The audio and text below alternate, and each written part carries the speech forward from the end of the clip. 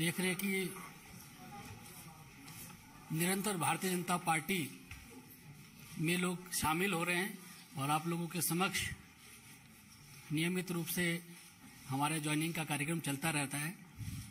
और आज बड़ा सौभाग्य का विषय है कि आज की ज्वाइनिंग के लिए हम लोगों के मध्य भारतीय जनता पार्टी के राष्ट्रीय अध्यक्ष आदरणीय जेपी नड्डा जी हम लोगों के मध्य हैं और भारतीय जनता पार्टी की नीतियां और माननीय प्रधानमंत्री जी के यशस्वी नेतृत्व से प्रभावित होकर आज सुनील जाखड़ जी भारतीय जनता पार्टी की सदस्यता ले रहे हैं।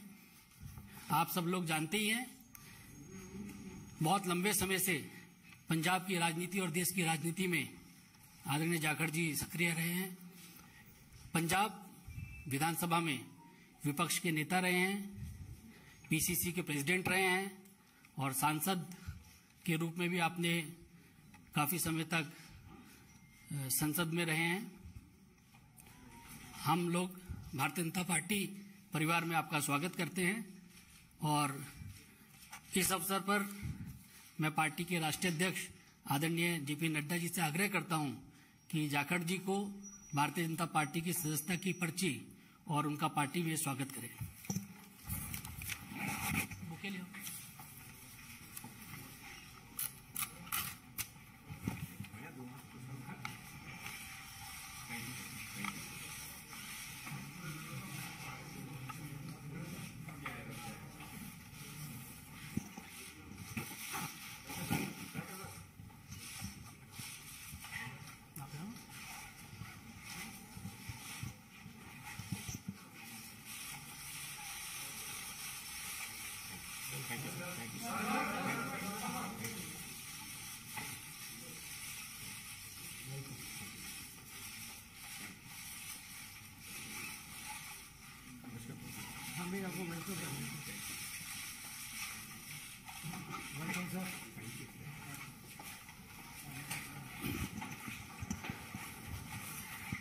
आदरणीय जाखड़ जी का विश्व की सबसे बड़ी पार्टी में स्वागत है और इस अवसर पर मैं पार्टी के राष्ट्रीय अध्यक्ष आदरणीय नड्डा जी से आग्रह करूंगा कि वे शब्दों के माध्यम से जाखड़ जी का पार्टी में स्वागत करें।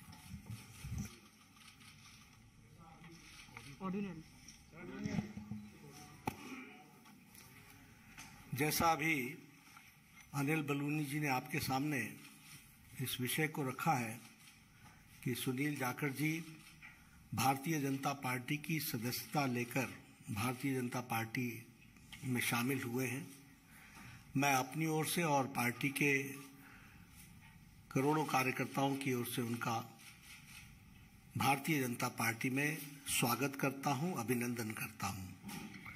ये हम सब के लिए खुशी का विषय है कि सुनील जाखड़ जी जो एक अनुभवी नेता और जिन्होंने लगभग 3.5 दशक राजनीति में एक अपना स्थान बनाया है, ऐसे व्यक्तित्व भारतीय जनता पार्टी में शामिल हुए हैं।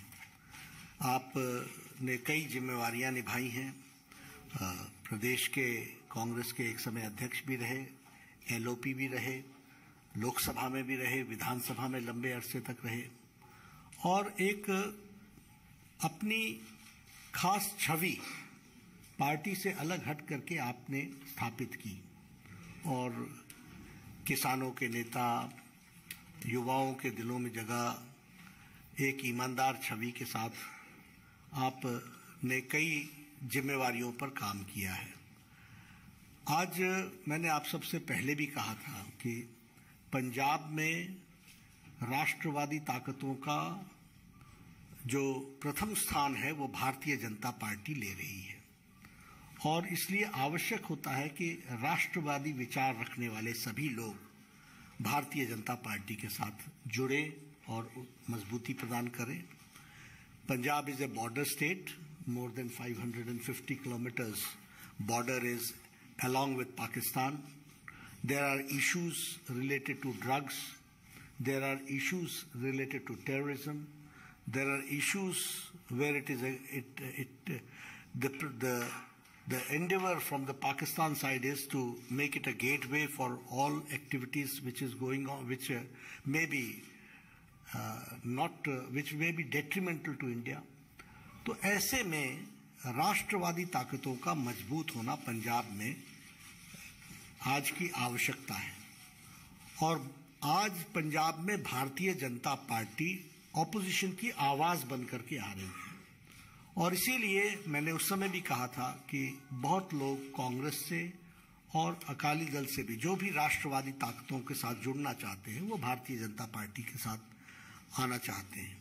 इस कड़ी में मैंने पहले कहा कि एक अपनी छवि रखने वाले ऐसे सुनील जाखड़ जी ने आज भारतीय जनता पार्टी की सदस्यता ली है और मुझे पूरा विश्वास है कि वह हम सबके साथ मिलकर के हम पंजाब को एक नए मुकाम पर ले जाएंगे और राष्ट्रवादी ताकतों को मजबूत करने में उनका अनुभव का हम सदुपयोग करेंगे और पार्टी मजबूत होगी पंजाब को मजबूत करने के लिए, पंजाब को मजबूती प्रदान करने के लिए और उसमें सुनील जाखड़ जी का विशेष योगदान रहने वाला है। मैं पुनः आपका अभिनंदन करता हूं, स्वागत करता हूं और मैं निवेदन भी करूंगा सुनील जी से कि आप जरूर कुछ अपने उद्गार कहें और बहुत बहुत धन्यवाद आदरणीय बीजेपी के अध्यक्ष नड्डा साहब, जो आपने मुझ जैसे व्यक्ति को माननीय प्रधानमंत्री नरेंद्र मोदी जी, माननीय देश के गृह मंत्री अमित शाह जी, उनके साथ उनकी सहमति से मुझ जैसे व्यक्ति को आज अपनी पार्टी में शामिल होने का ये मौका दिया। मैं आभारी हूं मंच पे जो मौजूद हमारे प्रभारी अनिल बालूनी जी हैं। मैं आभारी हूं खास तौर पे प्रवेश वर्मा जी का, जो खास तौर पे इस मौके पे यहां पहुंचे हैं। मैं आभारी हूं अरविंद खन्ना जी का, मैं आभारी हूं मनजिंदर सिंह सरसा जी का, मैं आभारी हूं परमिंदर जी का कि आप सबके सहयोग से आज इस बीजेपी के मंच पे नड्डा साहब की हाजिरी में बीजेपी में शामिल होने का मौका आपने दिया। धन्यवाद नड्डा साहब। आप सभी ये कोई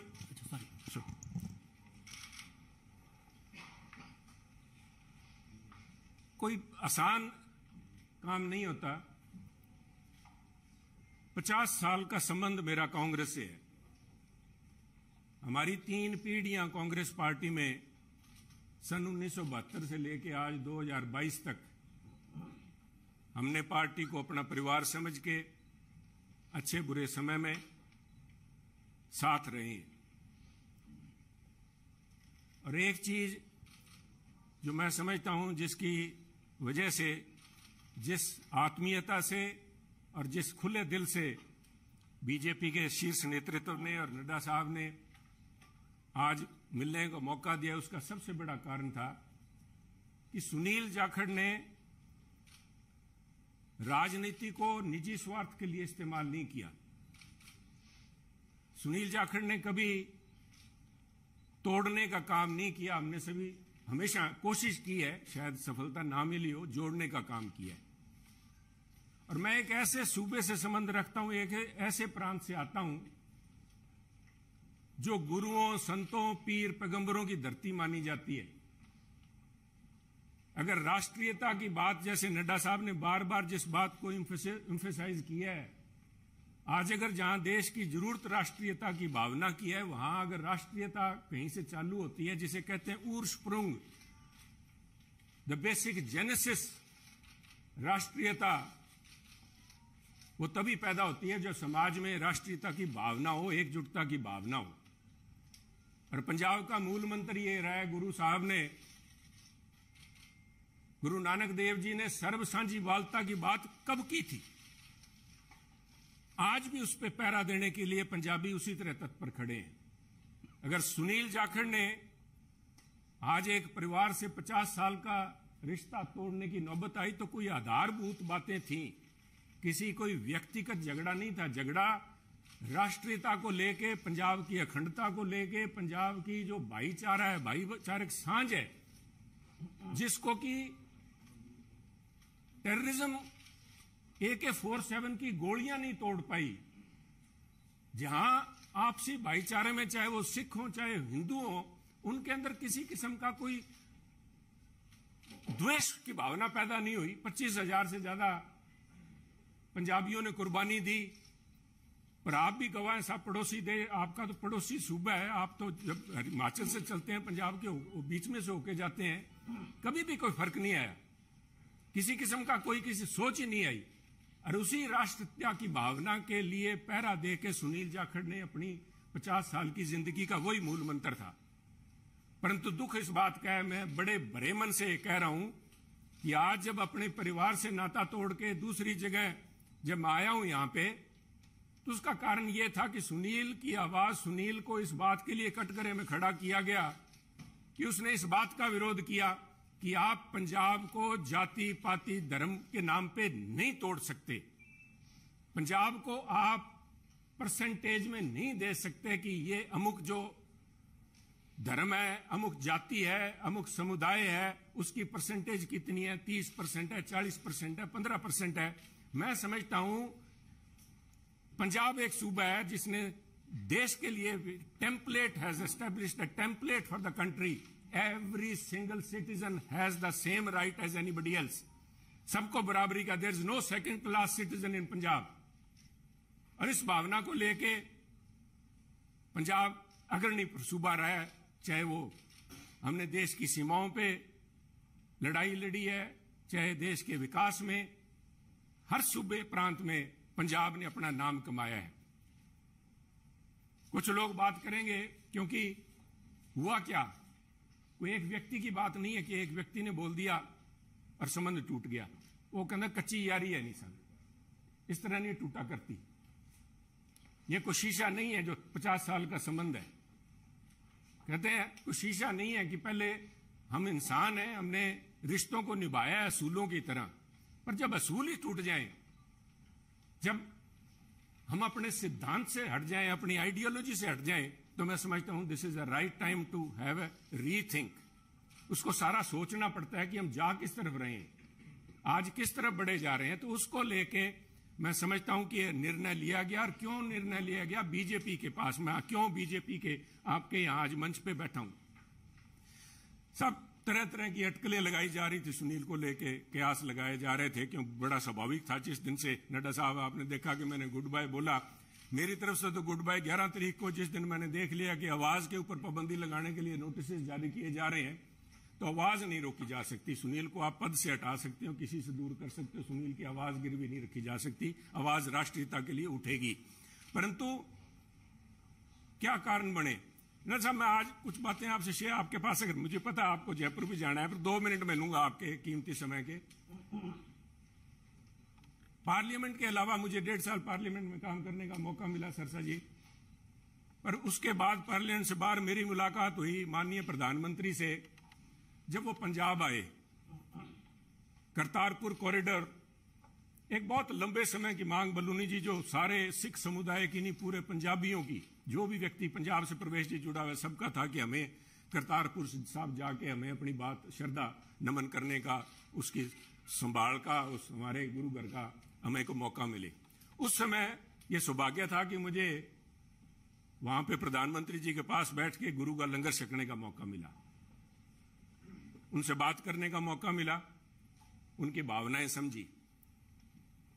वो तो एक मुलाकात थी, एक मुलाकात से 50 साल के संबंध नहीं टूटते।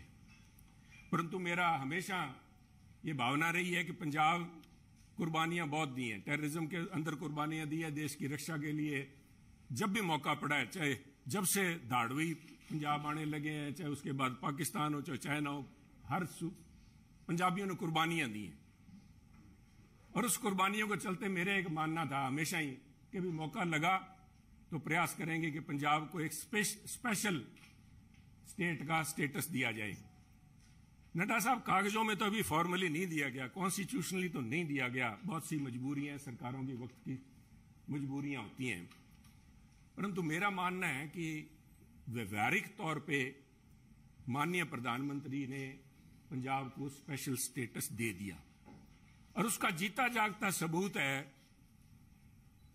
जब माननीय प्रधानमंत्री ने लाल किले पे हिंद की चादर गुरु तेग बहादुर जी का 400वां प्रकाश दिवस मनाया, तो मैं समझता हूं कि उनके जो सबसे ज्यादा कट्टर विरोधी थे उन्होंने भी अपने दिल में स्वीकार किया कि वो पंजाब की नब्ज समझ गए।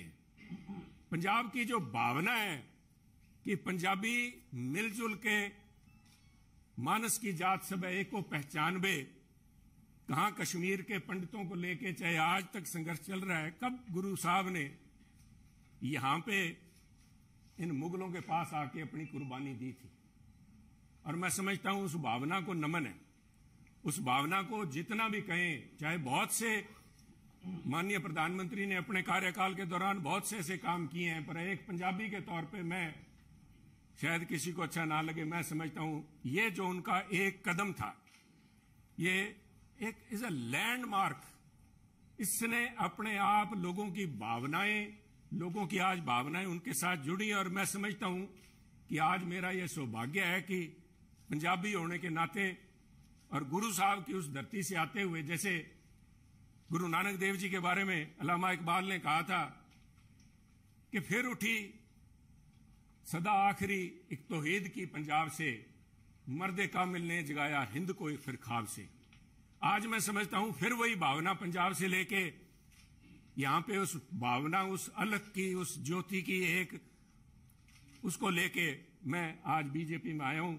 और मैं समझता हूं कि आप लोगों के सहयोग, आपके मार्गदर्शन, माननीय प्रधानमंत्री अमित शाह जी के मार्गदर्शन में अगर मैं रत्ती भर भी देश में और पंजाब के लिए उस अखंडता को कायम रखने में कामयाब होता हूं तो मेरा जीवन सार्थक मैं मानूंगा। आपका बहुत बहुत धन्यवाद। जय हिंद, जय हिंद। इस कार्यक्रम में शामिल होने के लिए आदरणीय राष्ट्राध्यक्ष जी का बहुत बहुत धन्यवाद, और मीडिया के सभी साथी, बहुत कम समय में आप सब लोग आए, आप सबका बहुत बहुत धन्यवाद।